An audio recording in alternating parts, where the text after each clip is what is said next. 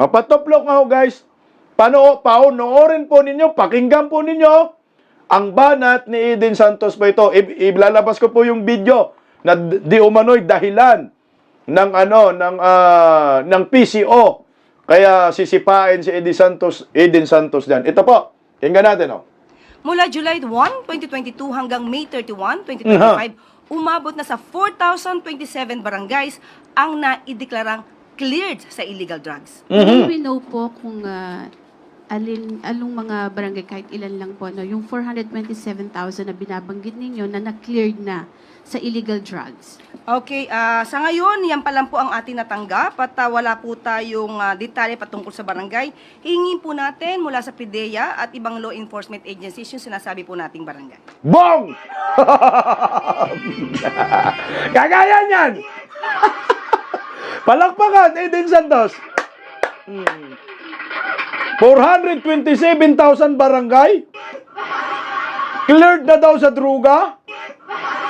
Tinanong ni Eden Santos, pwede bang magpangalan ka ng anong barangay sa 427,000? Itatanong pa daw niya sa PIDEA. Tingnan mo ha. Alam ko ito yung isa sa iniiwasan ni Auntie Claire itong si Eden Santos. Hindi niya alam ang barangay. Kahit man sana magbanggit ka, Basico Compound, mga ganyan ba? Pandakan, o Santa Ana, kay Pastor Dila. Walang alam. Kahit barangay nyo, ma'am, hindi mo alam, ma'am. Talagang pag ganito yung reporter na laging sasalang kay Auntie Claire, sunog siya dito.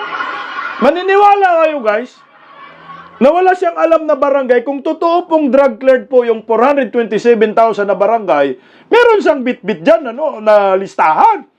Saan galing yung yung datos? Sabi mo, PIDEA. Si Raulo man yung PIDEA na magsasabi lang ng 427,000 na barangay drug cleared, kung wala silang listahan mismo ng barangay, tinanggap mo lang pala, hindi gawa-gawa.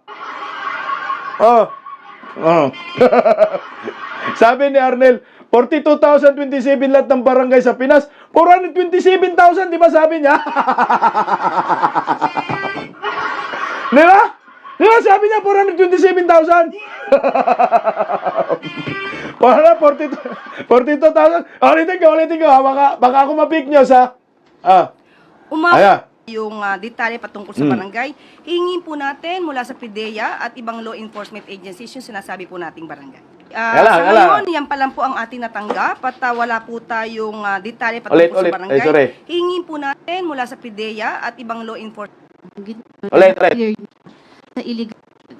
Okay, sa ngayon, yan pa lang po ang ating natanggap at wala po tayong detalye patungkol. Balik nga natin konti, pinakauna. Mula July 1, 2022 hanggang May 31, 2025, umabot na sa 4,027 barangays. 4,027 pala. Sorry. Akala ko 427,000. 4,027 barangays. Ulit. Ang naideklarang cleared sa illegal drugs. We know po kung along mga barangay kahit ilan lang po, no, yung 427,000 na binabanggit ninyo na na-cleared na sa illegal drugs. Di ba? Sabi rin ni Eden 427,000 eh. Yung unang sabi ni Auntie Claire 4,027 barangay. Sabi naman ni Eden Santos 427,000 barangay. Sinagot din naman ni Auntie. Narinig niyo? Kaya ako rin, nalito rin ako eh. Hindi naman niya tinama itong si Eden Santos na sinabi niya, hindi 427,000, 4,027. So, ibig sabihin, in-acknowledge din ni Auntie Claire na 427,000 din. Buwang talagang buhay na to. In-acknowledge niya dito. Okay, sa ngayon, yan pa lang po ang ating natanggap at wala po tayong detalye patungkol sa barangay. Hingin po natin mula sa PIDEA at ibang law enforcement agencies yung sinasabi po nating barangay. So, ibig sabihin, in-acknowledge niya yung sinasabi ni Eden Santos na 427 barangay drug cleared na. Auntie Claire, ni maluubog nga. Oplok nga, no?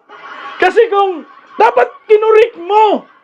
Linaw-linaw yung sinasabi. 427 barangay, hindi yung barangay, 4,027 lang pala. Drug cleared na daw lahat.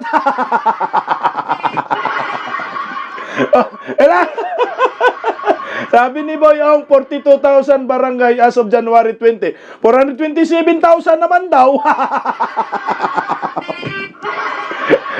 Hindi siya handa dito sa tanong ni Eden. In-acknowledge niya na 427 barangay. Sabi, 42,000 na ho, di ba?